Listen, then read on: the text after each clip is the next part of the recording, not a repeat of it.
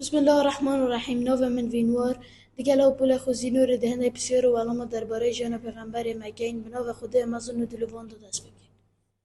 السلام علیکم و رحمت الله و برکات. و علیکم السلام و رحمت الله و برکات. ناوی سیانی پیغمبر ما درود خال سر به چیه؟ پیغمبر محمد کره عبدالله کره عبدالمطلب لچه به نمالایک بو؟ لبن مالای هاشمی لچه شارک لدایک با؟ لشاری مکه. پیغمبر محمد درود خال سر بید ل تمانی چند سالی دا جان خزانی بگینا و نو خزانه کی چی بو؟ لتمنی 25 سالی دا جیان خزانی پیکنه و ناوی خزانکی خدیجه کچی خوالید بود.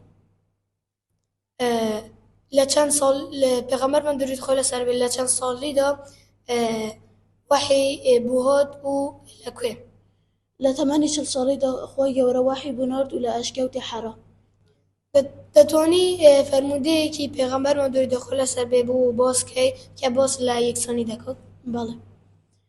پیغمبر من درود و خال سر به فرمود الناس سواسیتون که اسنان المشتی. توش دتوانی صورتك بمان بلید؟ بله. فرمو. أعوذ بالله من الشيطان الرجيم. بسم الله الرحمن الرحيم.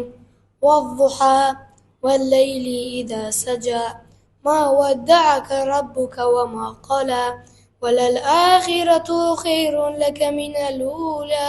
جزاك الله خير. لك خير الجزاء.